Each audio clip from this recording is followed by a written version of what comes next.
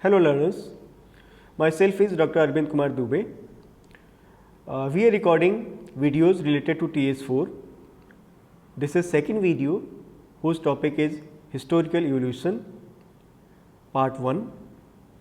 In this particular video, we will try to learn certain objectives like evolution of culture and heritage from historical perspective. It means if we are going to see or we are going to read the history of India, its culture and tradition, how we can define the cultural evolution of India, that we are going to discuss. Side by side, second objective, we will try to learn what are the regional influences on heritage and culture. In this video, we will discuss how our culture has evolved historically in various stages, starting with the Harappan civilization. From the ancient period, we go into the medieval period in search of our cultural heritage and then come to the modern and contemporary period. We have dealt with in this unit up to the early medieval period. The later medieval, modern and the contemporary period is going to be dealt in the next unit and in the next video. This is not to say that the people of the Stone Ages or Neolithic period had no culture. We cannot say this. Many cave paintings depict such art forms that demonstrate the culture of those periods. So, first let us see the Harappan period. The chance discovery of the Harappan civilization was made during the late 19th century.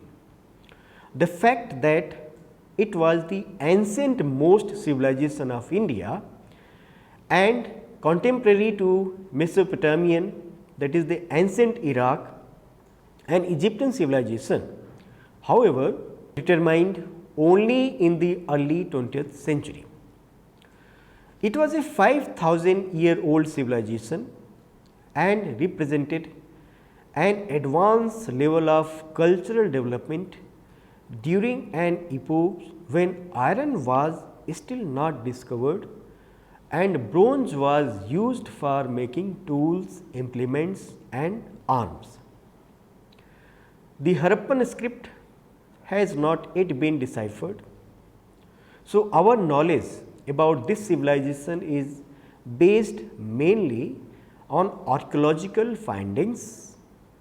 These studies show that this civilization was mainly urban and was spread far and wide in what today are India and Pakistan. Mohenjo-daro, Harappa, Kalibangan, Lothal, etc. were some of the major cities of that period. There was a certain unity of conception among the various cities. A Harappan city was divided into two parts. The one settled on a raised platform and meant for the rulers, and the lower city meant for the common people. The houses were built in some cases of baked bricks and in other cases of mud bricks. These bricks were of standard size, which showed that the brick making was organized on a large scale. Similar to the town planning, the potteries made by the Harappans were found in large areas and showed a uniform pattern. In fact, their tradition of pottery making can, with many changes, be found even today. Artworks in terracotta and sculptures in bronze and stone are other important remains from the Harappan period. The Harappan potteries and seals contain figures of bull, ram, peepal tree, fish scales, etc. The Harappans also seemed to worship peepal tree and the phallus, or we can say an image of Shiva, which remain important religious symbols in today's India. Now, let us first discuss the Vedic civilization. The Vedic civilization is associated with Aryans and is said to have begun about 1500 BC and lasted about 600 BC. Unlike the Harappan civilization, which was city based, it was an agricultural civilization. It was during this period that many features which we associate with what have come to be called as Hinduism originated and took shape. It has left its imprint on our culture today in the form of settled agriculture, cattle breeding, centrality of cow and bullocks in our economy, and religious belief, the horse, the chariot, the use of iron, domestication of animals such as elephants, kinship and patriarchy as basis of social organization, the development of kingdom and large empires out of chieftainship. We still have with us the Vedic hymns composed almost 3500 years ago, which even today are used in many Hindu rituals. The sacredness of fire as intermediary between God and man, the worship of gods associated with natural phenomena, the doctrine of transmigration, animal sacrifices, etc. In terms of literature and philosophical thought, it has given us the Ved, the Upanishad, Sanskrit, Pali and Prakrit languages and literature, etc. Now, let us see the Buddhist period. During the 6th century BC, the opposition to the prevalent forms grew.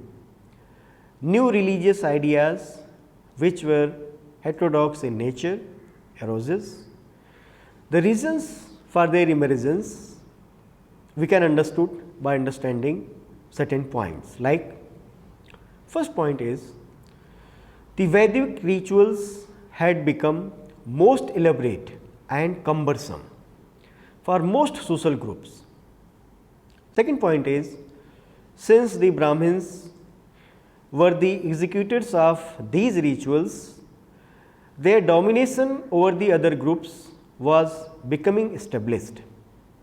They also devised a hierarchical 4-tier system called Varnashram. Third point is, the social status became linked to birth. The caste system, which was earlier devised as occupational categories, became thin and the social mobility became rare. Mahavir and Gautam Buddha were the two great religious leaders of this period. By the strength of their ideas, they can be said to be among the greatest in the world. The Jain and Buddha religions emerged as a result of teachings of Mahavir and Gautam Buddha respectively. While the followers of Jain religion were mostly among the Vaisya, Buddhism had its followers among all communities. Buddhism spread far and wide, and at one point of time, almost the whole of Asia, which represented the pinnacle of civilization, became influenced by Buddhism. In India also, Buddhism held sway for almost 1000 years and greatly influenced Indian culture and society. Many concepts and values of this period are among our most cherished cultural heritage today. We are listing below the most important contributions of these religious ideas to our cultural tradition. First one is Jainism and Buddhism represented a revolt against the concept of social inequality and the hierarchical varnashram system. These religions opened their gates to members of all castes and groups in the society. They also gave an equal status to women. Second thing is, they opposed the rituals and sacrifices prevalent in the society. Instead, they put emphasis on karma as deciding the fate of the individuals in the next world. Non-violence, humanism and stress on moral life were the hallmarks of these new religious orders. The third most important point is, these new religions put more emphasis on the popular languages like Prakrit, Pali and Ardhamakti. Buddhist and Jain texts were written in these languages and nobody was debarred from reading or interpreting them. This paved the way for the development of the vernacular literature. This period also witnessed the rise of architecture and sculpture to new heights. The temples at Jhandial, that is in Takshila, Nagari, Rajasthan, Besnagar, Madhya Pradesh and Nagarjun Konda, that is in Andhra Pradesh, are some of the structures found in excavations. The Buddhist stupa, in which the mortal remains of important personalities are to be found, are distributed in Bodh Gaya, that is in Bihar, Sanchi and Barhut, that is in Madhya Pradesh, Amravati and Nagarjun Konda, that is in Andhra Pradesh, and Takshila, that is in Pakistan, and there are so many other places also where remains of Mahatma Buddha were kept. Cave architecture and cave paintings reached new heights, and the Mathura, Gandhar and Amravati schools of art produced figures of great beauty during this period. All these places, monuments and figures are of great touristic interest even today, and every year thousands of pilgrims or tourists visit these sites. It was during this period that South India witnessed the rise of Satvahans, one of the greatest Indian rulers, that is in the 1st century BC. They were also called the Andhra dynasty. They held sway in most of the Deccan, and on their collapse, other powers like the Chola, Pandya, Keralputra, etc. arose. The celebrated Sangam poetry in Tamil was collected and classified by an academy of scholars. This provides us with one of our greatest literary traditions. Now, let us study the Gupta period. After the collapse of the Mauryan Empire in the 2nd century BC, there was no large political structures in India. The Kusans ruled the North India and the Satvahans in the south. Many small kingdoms ruled over large parts of India. With the emergence of Gupta in the 4th century AD, there was again an attempt to build an all India empire. This was established by Chandragupta first in the year 319 to 20 AD. The Gupta power reached its peak during the reign of Samudragupta and Chandragupta II. The process of decline started during the reign of Skandagupta and by the middle of the 6th century AD, it seems to have collapsed. In the beginning of the 7th century AD, Harsh tried to revive the imperial tradition, but after his death by the mid 7th century, his empire declined. Gupta period is often described as representing the highest forms of Indian culture. So far as the literary and philosophical achievements are concerned, there is truth in this statement. The Sanskrit epics Ramayana and Mahabharata, though composed in earlier times, are said to be collected during this period. This period also saw the resurgence of Hinduism and the initiation of the great debate between Buddhism and the Hinduism. The codification of the Hindu social and family laws was done by Manu, Yagnavalkya, Narad, Brihaspati and Katayana. In Hinduism, the emphasis shifted from sacrifices to idol worship. The trinity of godheads like Brahma, Vishnu, Mahesh became established. Devotional worship, that is bhakti, was encouraged.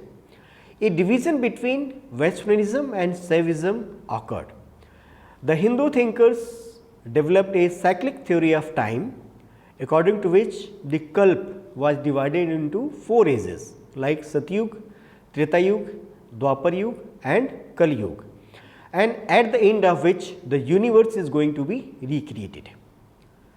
This period also witnessed the composition of 6 great systems of Hindu philosophy like Nyaya, Vaisheshik, Sankhya, Yoga, Mimamsa and Vedanta.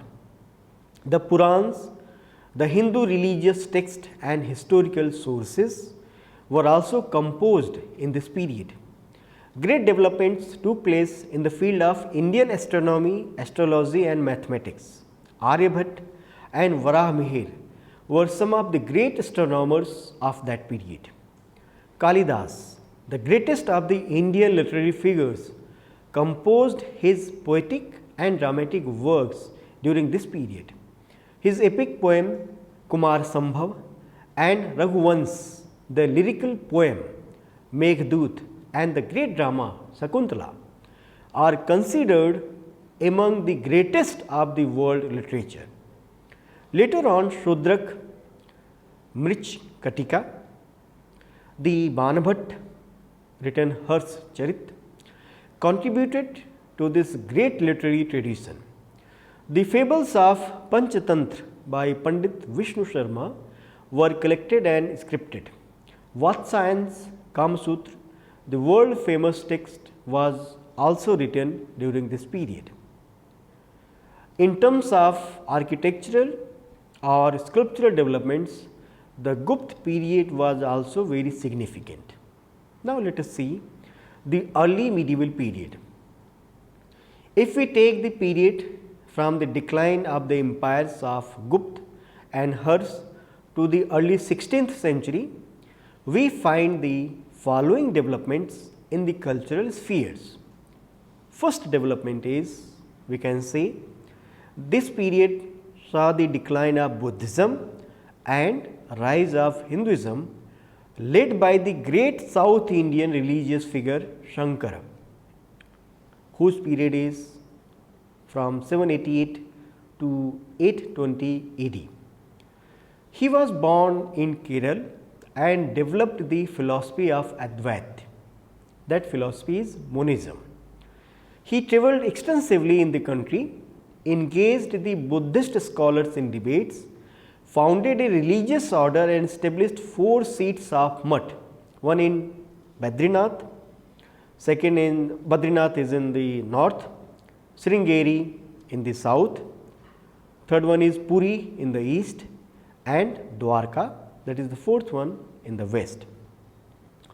Second important point is, while Shankar upheld the orthodoxy in Hinduism, there were many streams emerging which preached a childlike devotion to God. This came to be called as Bhakti movement and had its origin in South India.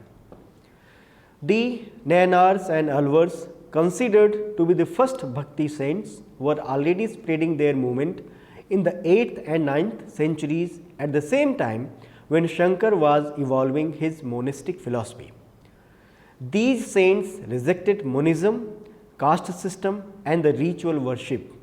Right from its beginning, the Bhakti movement was popular in its origins and conceptions. Hymns were composed in the honor of Vishnu, Shiv and later Krishna. In Maharashtra, the Bhakti movement started with Gyaneswara and Namdev, whose period was from 1270 to 1350, Eknath, Tukaram and Ramdas carried forward this tradition and built a strong popular base for the Bhakti tradition. In Bengal, the Bhakti movement was inspired by the Vaishnavites like Jaydev, Chandidas and Chaitanya were some of the influential figures of this region. From the Chaitanya tradition developed the Baul movement with following both among the Hindus and Muslims of the region. In North India, particularly in the Hindi land, the Bhakti tradition was inspired by Ramananda. He was probably born and brought up in South India and was among the followers of Ramanuj sect. Later, he travelled all over India spreading his teachings. Kabir Das and Rai Das were famous among his disciples. Kabir Das, considered to be one of the greatest reformers and poets in the Hindi area, was born at Banaras. He interacted with many saints and Sufis of his time. He was very harsh in his criticism of both the orthodox Hindu and Muslim religious practices. He believed in Nirgun Brahma and equated Ram with Rahim, Krishna with Kareem and Hari with Hazrat. With him, the Bhakti movement not only transcended its caste boundaries, but also religious boundaries. His verses collected in Adi Granth, Kabir Granthavali and Bijak are among the priceless jewels of our anti-orthodox and syncretized traditions. Rai Das, Nanak and Dadu were part of the tradition which Kabir represented. After them, however, it was channelized into Sagun and non-critical stream of Mirabai, Nandadas and Surdas and culminated with Tulsidas, whose period is from 1532 to 1623 and whose Ramcharitmanas became the most popular text of the Hindus. He tried to synthesize the existing trends of the Bhakti movement and poetry. The Bhakti movement also gave rise to important regional literary development. Tamil, Kannada, Marathi, Bengali, Odia, Maithili, Bhojpuri, Awadhi and Braj were some of the Indian languages in which Bhakti literature was composed and written. These regional languages made the Bhakti movement even more popular and provided a vehicle to the saints to reach the masses. It is through them, therefore, that this great movement became ingrained in the popular memory. It was during this period that India came in touch with Arabs and through them with Islam. Trade relations had existed since ancient times between Arabia and India. From the 7th and 8th century, Arabs had established their principality in Sindh region. Since then, a vital interaction existed between the two cultures. The urban population knew both Arabic and Sanskrit. The Quran was translated into Sindhi, while the Sanskrit works on astronomy, medicine, ethics and administration were translated into Arabic. It was, however, after the victory of Muhammad of Gaur on Prithviraj in the year 1192 and later conquest by his generals that the Turkish rule was established in India. With headquarters in Delhi, the Turkish chieftains spread in various parts of India and by the beginning of the 13th century managed to establish a strong central kingdom called Delhi Sultanate under the suzerainty of Qutbuddin Aibak and later Iltutmish. Slowly, by the 14th century, the Turks reached most parts of India and forced the local rulers to accept. They had settled in India and considered themselves as Indians. They co-opted many local Hindu chieftains in the ruling hierarchy and recruited Hindus in their armies. One of the great religious movements within Islam, Sufism, came to India during this period. Even before the establishment of the Delhi Sultanate, from Sufi saints had come to India. There were three chief orders, that is silsila, of Sufis in India. First one is Chishti, which was more popular in and around Delhi and western UP. Second one is Suhrawadi, which was popular in the Sindh region, and third one is Firdausi, with flowers in Bihar. Sufism, like the Bhakti movement, was the popular side of religion. The Sufis opposed the Islamic orthodoxy and kept themselves aloof from the seats of power. They represented the original Islamic doctrine of equality of all followers and criticized the ulema for not being loyal to Islam. They remained non-conformist both in relation to the state and organized religion, and were sometimes persecuted for heterodoxy and heresy. Sufism and the Bhakti movement influenced each other. Both believed in spiritual guide, that is Guru, and in mystical union with God. The Chishti Sufis and the Nathpanthi yogis were intermixing during the Sultanate period. In fact, both Sufism and the Bhakti movement represent the popular phase of religions in India. It was during the period, particularly between 10th and 13th centuries, or we can say the temple building reached its climax. The Kendariya Mahadev temple at Khajuraho around 1002 AD, the Rajeshwar temple at Tanjore around 1012 AD, the Udeshwar temple at Udaipur, the Lingaraj temple at Bhubaneswar around 1060 AD, the Jagannath temple at Puri around 1135 AD, and the Sun temple at Konark around 1250 AD represent the best that any civilization can have. This period also witnessed the synthesis in art forms that the Sultanate period brought about. The style of architecture that evolved is termed as Indo-Islamic and is shown in Alai Darwaza that was built in 1325 at the Qutub complex, Delhi, and the Jamaat Khana Masjid built in 1325 at Nizamuddin, that is also at Delhi. Similarly, in music, the popular Qawwali was introduced for the first time. Khayal was developed, rags like Jilaf, Sajgiri, Sarparda etc. were created, and a new musical instrument, that is sitar, was developed by combining the old Indian veena and the Iranian tambura. Other important monuments from this period are Qutub Minar, Qurbat-ul-Mosque, Iltutmish tomb, Balban's tomb, Khirki Masjid etc. in Delhi. This period was therefore extremely important for the development of composite cultural forms, achievements in architecture and sculpture, evolution of popular religious movements, and growth of regional literature. So, in the last, dear friends, in this video, we try to amalgamate cultural heritage has been examined by tracing its development through history.